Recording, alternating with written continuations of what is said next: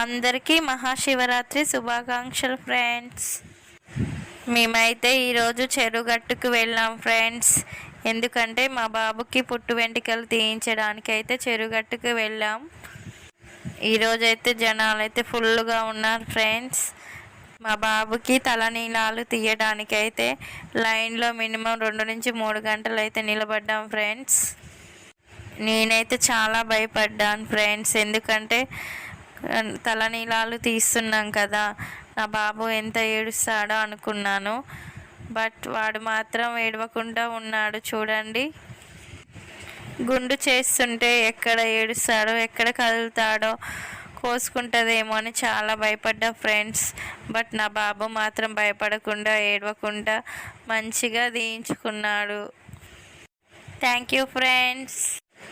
Please మా ఛానల్ని like చేయండి, షేర్ చేయండి, సబ్స్క్రైబ్ చేయండి ఫ్రెండ్స్.